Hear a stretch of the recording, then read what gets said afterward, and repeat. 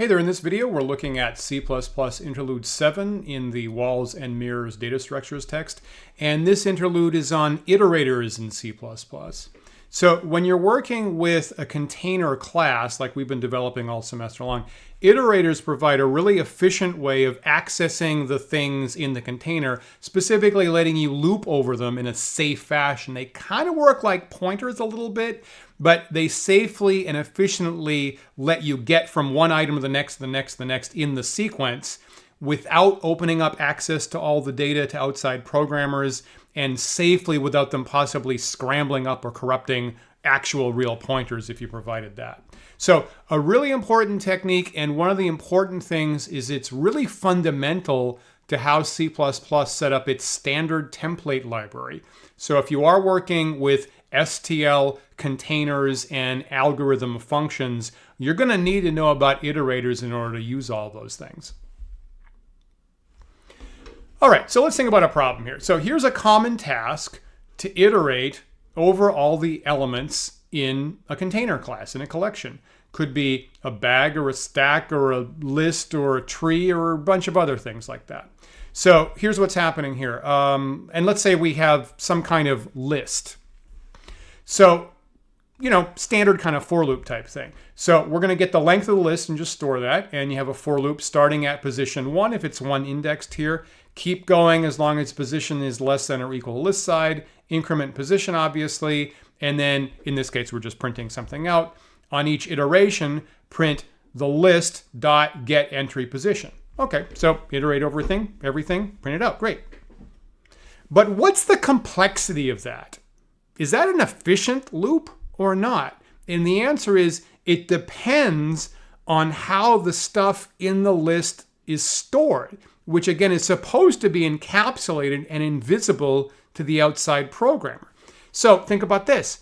If the list was stored as an array, well then get entry position, of course arrays are random access. Internally, it could just jump up to array bracket position immediately in big O of 1 time, which is effectively instantaneous.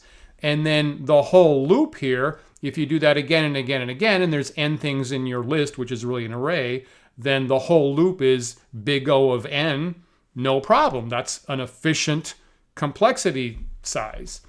But if the list is actually stored as a linked list, as a linked chain, then remember that getting to an entry in a linked list, you have to traverse the whole chain from the start to that point.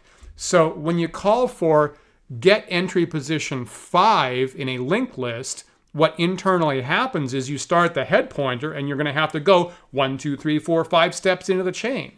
And the next iteration in this loop here, when you call for get entry on a linked list, then that's going to go 1, 2, 3, 4, 5, 6 steps into the chain, and then 1, 2, 3, 5, 6, 7 steps. And every single iteration of this loop that we're looking at has to repeat the traversal from the start to that point. Well, the get entry function call itself, just one single call for linked list, that's big O of n complexity, because you might have to go all the way through the list on any one of those. And therefore, since that's happening up to n times in this particular for loop, the overall loop is actually big O of n squared complexity. And that's lousy. That's the kind of complexity that might wind up taking quite a lot of time for a larger list. So unfortunately, this piece of code we're looking at has wildly varying efficiency based on the complexity. An array, this loop would be very efficient. An actual linked chain, this would be bad, in fact. And there's actually not supposed to be any way for the outside programmer to see that. And so there's no way to tell. That's not good. Okay, so we ought to be able to do something better than that. And the better thing is that's what iterators are for, is exactly to solve that problem. To provide no matter what the underlying structure is, the iterator interface is supposed to make that kind of loop efficient again, hopefully as efficient as a basic array would be. And it's also supposed to provide a standardized interface again, so it doesn't matter what the underlying data structure is. You're going to use iterators the same way. The function calls look the same. And once again, the client programmer can just wipe that whole issue out of their head by using iterators. So as we've said, iterators kind of abstract the idea of a pointer. So what you're going to be doing is an iterator effectively points at one of the things in your sequence. And when you want to, it will just go to the next one. Just go to the next one very efficiently. And that's what those kinds of loops are going to be looking at. So basically in our linked list example, instead of having to repeat the traversal every time, the iterator is going to remember how far you got. And then you're just going to have to go to the next one. And that whole process again becomes as efficient as an array. So iterators use overloaded operators for all that stuff that we're talking about. And iterators commonly overload and have to overload these operations here. So they're going to overload the star operator, and the star operator is used to return the item that the iterator currently references so that what you're writing looks like a raw pointer. Right? So iterators kind of pretend that they're a raw pointer, and you can just do star the thing to dereference it and get the data that you're actually talking about. So on the one hand, it's kind of funny that we're using smart pointers now to get away from raw pointers, but then we're going to use iterators that wind up looking like they're raw pointers because we're going to overload the star operator to do that. Isn't that kind of funny? Now we're going to overload the increment operator to mean get me to the next thing in the list, which certainly makes sense. Just increment to the next thing. That's what plus plus generally means. You can overload the minus minus decrement operator to mean get me to the prior thing in the sequence. And that's hopefully very intuitive. We're going to overload the equality operator to determine if these two iterators are actually the same thing, pointing to the same place effectively. And if you're going to do that, then it makes sense to overload the not equal to operator to do the reverse of that conveniently if the programmer needs that. So we're going to develop an example here where we make a linked iterator class that we're going to use to iterate over one of our linked lists. So iterators are class objects, and we're going to develop that here. But before we invent the linked iterator class, we're going to show you what we want to use it for ultimately. So what we're going to do is we're going to wind up adding to our linked list class two methods, two functions. One will be a function that returns an iterator representing the start of the sequence. So when a programmer wants to iterate all the stuff in our linked list, they're going to call this first, and that gives them access to the start of the list. And then there will also be a function in our linked list class called end, which is an iterator that signals when you've reached the end of it, is we get you there. And hopefully you can probably guess what's really happening under the hood in a linked list is begin is really handing you the head pointer, and then end is really checking whether you've hit the null pointer is what's going to happen for a linked list. But all that stuff is going to be abstracted, and classes that you can iterate over like this, traditionally they're going to have a begin and they're going to have an end function, and it doesn't matter what's happening under the hood. You just know that's what you use to iterate over a container class. So once you know that the begin and the end are in your linked list container, then you're going to be writing loops, right? Not like that for loop with get position that we had a couple of slides ago, but your loops are going to look like this. You're going to start off and you're going to get one of these iterators. We're going to call it current iterator here. You're going to call mylist.begin to get the first iterator. And then what they're doing here is they're writing a while. Keep going while the iterator has not hit the end yet, while it's not equal to the end of your list. Notice that we must have overloaded the not equals to operator for iterators for that to make sense there. And as long as that's the case, then print out, and here we are using that star, get the data that you're currently pointing to, I kind of want to say, with your current iterator, print that out, and then plus it, increment it, get me to the next thing in the list, go back to the while loop. So it increments, it gets you the next one, and at some point when you hit the end of the list, this ends. Two things I would say here. They wrote this as a while. Could have written that as a for. And what that would look like is you'd say for current iterator equals my list to begin. That would be your initializer. And then the test would be right here, as long as current iterator is not equal to my list.end. That's your test. And then you'd have plus current iterator as your update as the three things in your for. And then this line right here would be the one thing in the body if you'd structured this as a for loop. And there's a little observation here is that we're promising with our iterators that dereferencing it is definitely a big O of one operation. So you have an iterator and it will instantaneously provide you with the piece of data in that particular thing. So whether it's in an array and you're doing a random access lookup like that, or it's a linked list, and this is really under the hood a pointer to a node, right? You can get the data back instantaneously, big O of 1, and now, regardless of the underlying data structure, we know that, and therefore this whole loop must be big O of n, an efficient way of getting everything in a sequence. Okay, so that solves the whole problem. What was the complexity of the underlying data structure? The iterators are promising that they're going to be efficient like that. Great, wonderful.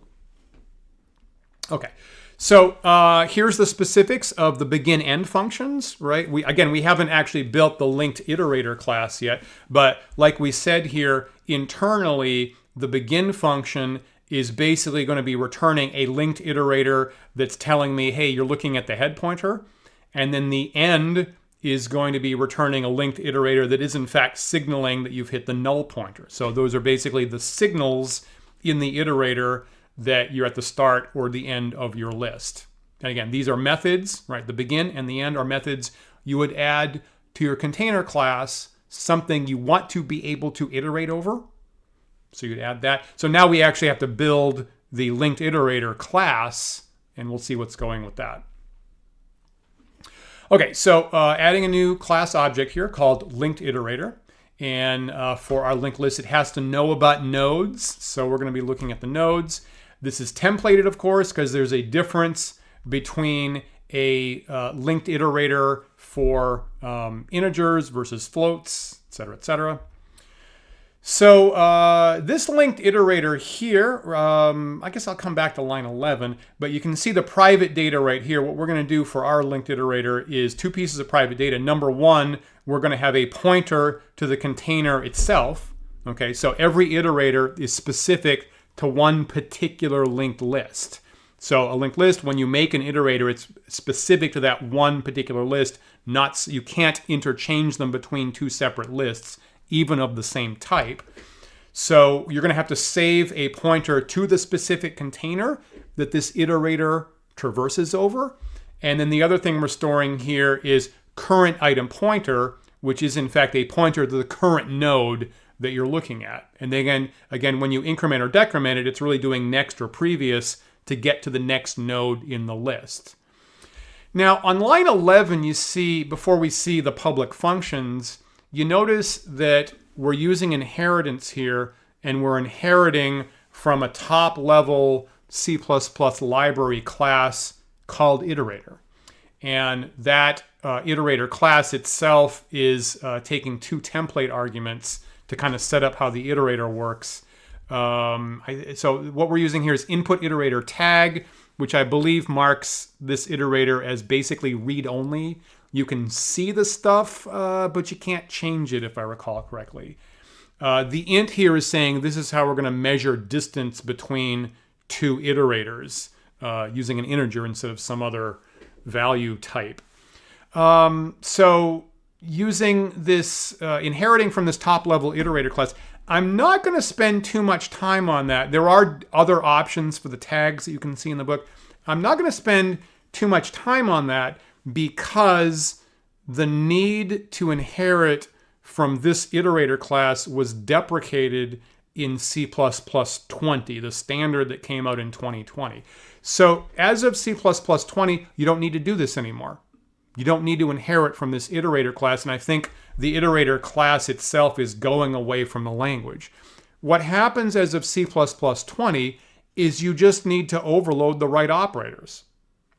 So if you recall from our prior semester, when you write a template function, and for example, the template function uses the star operator, that template function will accept any class object that overloaded the star operator, that has the star operator defined for that object. That will be accepted by that kind of template function. And if you try to pass in an object that doesn't have an overloaded star, then the compiler just generates an error. It says this doesn't make sense because there's no star for me to call here. So granted that the C++ committee has decided that's an easier way to go about this, and the whole iterator system all through the STL is all templated functions, and they just said, hey, if you have a class and it's got the operators for star and increment and decrement and equals and not equals, good enough. That's going to count as an iterator. It's going to be accepted by all of our functions, so you don't need anything more than that. And as of C++ 20, they're getting rid of the iterator parent class, and you're not going to need to inherit from that anymore. So as of C++ 11, you would need this, and you can see the options for the tags in the book, but that's actually going away, so good enough on that issue. So let's see, right, the iterator public functions are probably entirely just going to be overloaded operators because that's the only thing that anybody ever uses with them. Let's see those. So obviously you need a constructor, right? And that's going to be called here linked iterator because that's the name of our class. That has to be the case. And that is going to take two arguments for the two pieces of data that we just saw in the private section, right? So you're going to pass in the list that you're iterating over, and you're going to pass in the starting node. They're also, by default, they're making that null pointer, which is an interesting choice. But you're probably not going to use that default ever. Here's the overloaded operators that really are fundamental to what people do with iterators.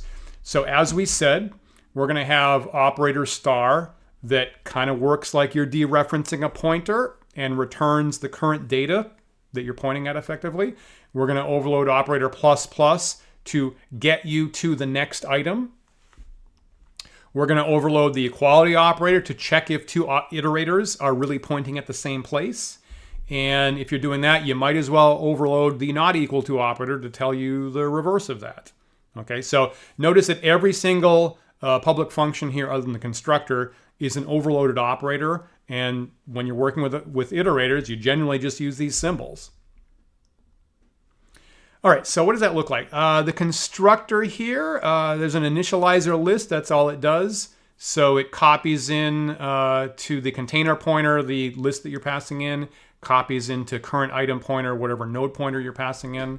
So it just basically saves those pieces of data here. The star operator gets you the item that you're currently looking at. Remember that internally our iterator for our linked list is really a pointer. So you're just doing current item pointer, get that item, return that. Winds up looking like you're dereferencing a pointer, which is kind of nice. You see the plus plus is coming next. So the increment operator here does your normal get to the next thing in the linked list job. So current item pointer becomes whatever the next pointer was. And then if this operator is returning an iterator again, so you can include it, chain it in a compound statement like you expect with your increment operator, then you return a copy of this current object. And again, we've seen that in the past when you're using the increment decrement operator, maybe like last semester. Here's the equality operator. So what they're going to do here is basically they're just going to check whether both parts of the two iterators that you're comparing match up. So first of all, they have to be referring to the same list. Is the container pointer the same as the right-hand side container pointer? So again, we don't let you use one iterator in two separate lists. That's prohibited. And we also need the current item pointers to match up in both like that. So that makes sense, just basically matching all of the data in the two iterators.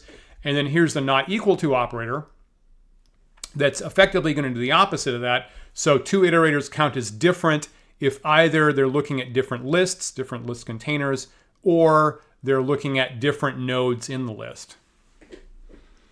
All right, now good enough. That's all the functions you need for this kind of simple iterator. And the main thing is that the plus plus operator encapsulates moving to the next thing in your list. So the outside programmer can just do iterator plus plus, as we saw in the example a couple slides ago. And whether that's a linked list iterating like this or something else, it doesn't matter anymore. It encapsulates and abstracts that whole issue away. Now, let me think about how they wrote this not equal to operator. I don't think that's ideal. Note what I'm looking at here on like line 36, 37 is that they've mostly repeated the logic that's in the equality operator. Obviously it's a little different, but more or less the same thing is let's compare the container pointers and then let's compare the node pointers. You don't really have to do that. Normally, the advice that I see is that if you've written an equality operator, you should use that in your not equality operator and avoid repeating and then possibly scrambling up the logic of that when there's no need for that. So I think a better idea would be on line 36 to just return not this equals right-hand side. And then that would check in with the equality operator, and then the not exclamation would just flip the value of that. So that would be shorter, easier to read, and safer. If you've written equality, don't write a bunch of complicated code for not equality. Just call the equality operator would be better. That's the advice I normally see and follow myself. The other thing is, let's just think about, so this iterator here is written to work with a linked list class. So the private data are really pointers into the list and the nodes. And the increment operator here is follow the next pointer and update my pointer to be this thing. And let's just momentarily think about what the guts of this would look like if instead we were working with like an array list, a list that was actually stored in an array. So in that case, your data wouldn't need to be a pointer because that's not how you move around in an array. My second piece of data, I just make it an integer of like what's the current index that I'm looking at in my array really. And then my plus plus operator would just literally be plus plus. It would be just like get me to the next index is all I'd have to do. And then I guess in my array list class, begin would set me up with an iterator with an index of 0. And then the end, I guess what I'd do is I'd set myself up with an iterator with a value of -1. And then I guess I'd have to have logic in my plus plus that when I get past the size of the array, make the index -1, and then matching that up would tell me externally when I'd hit the end of it. Yeah, I guess that's what I do. So I'd use -1 as a marker for being past the end of the array. And then that's what I do internally. And then the outside code would look totally identical, right? They'd call begin, they'd call end when they need to, they'd call this incrementer, and the loop example that we saw would stay exactly the same even if I internally swapped out a linked list for an array. Great, and that's kind of what you want when you're abstracting and encapsulating this kind of behavior. Wonderful. Okay, so one other reason why we need to know about iterators is that the C++ standard library has a fairly rich library of algorithms they've already built there, and you can just call them for a lot of the stuff that maybe we've talked about this semester or maybe even last semester. So the C++ standard library has built-in functions to sort any kind of container, to count how much stuff is there, to search. There's a search function there to find particular things in any kind of container, whether it's an array or a list or a stack or a queue or a tree or whatever, not a tree actually, but all this other stuff.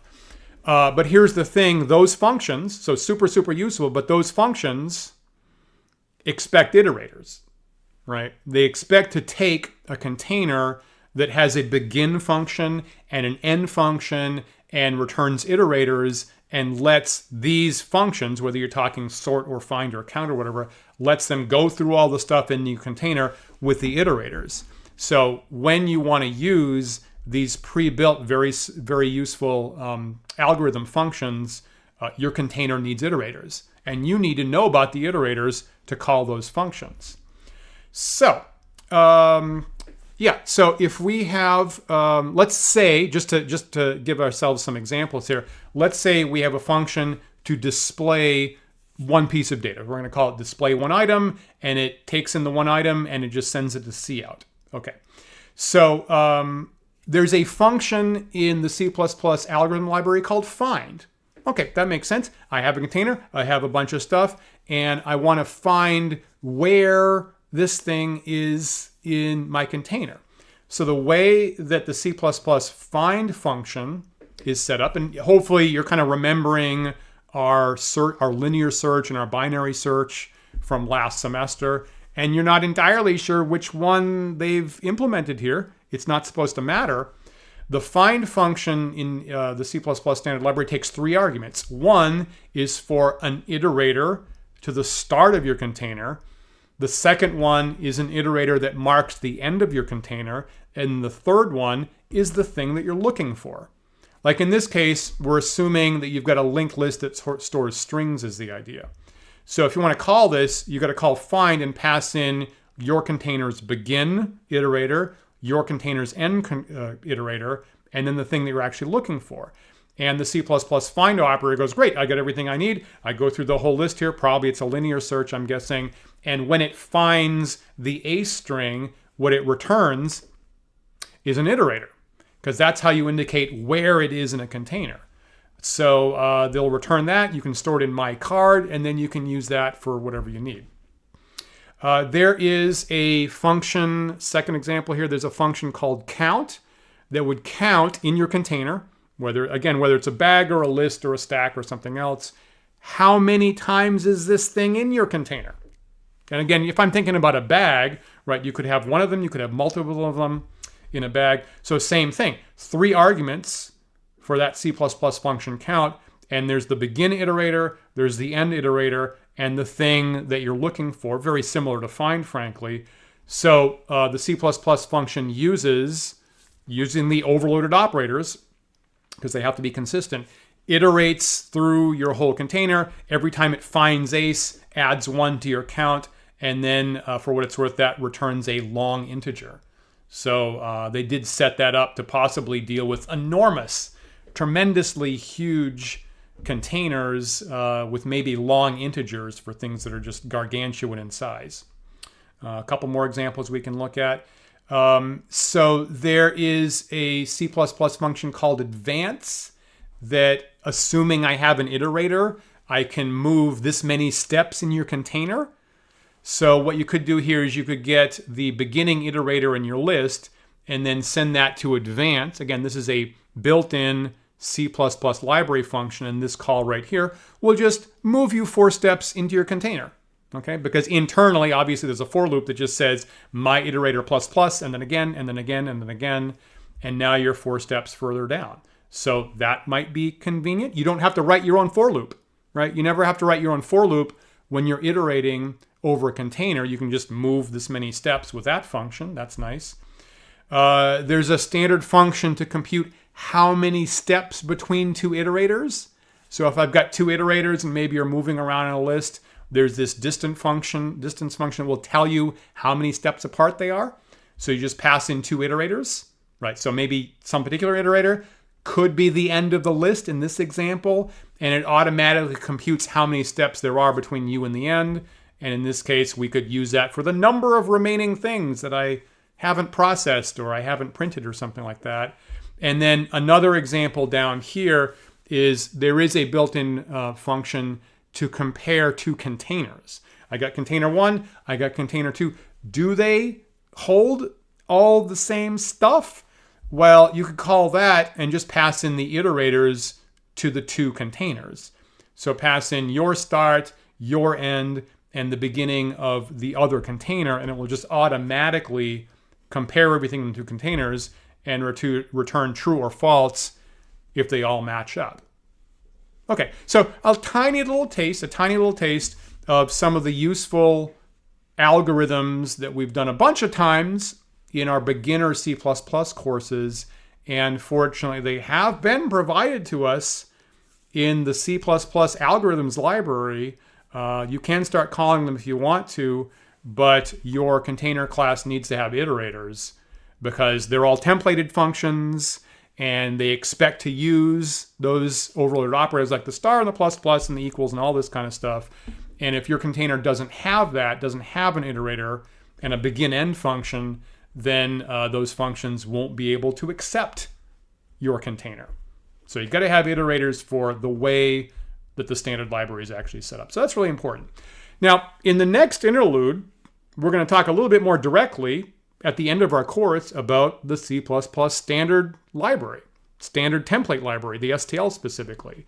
So before we can look at that and look at what containers that provides us, and the short story is everything we've talked about in this course, everything that we've developed for ourselves does have a version in the C++ standard template library, and all that stuff is set up to work with the algorithms library conveniently. And a real key part of how those things connect up is iterators. So we definitely needed to see that here today before we could really make use of the full power of the C++ standard template library, the STL. So I really hope that you'll join me next time for a look at the STL. That'll be Interlude 8. I'll see you then.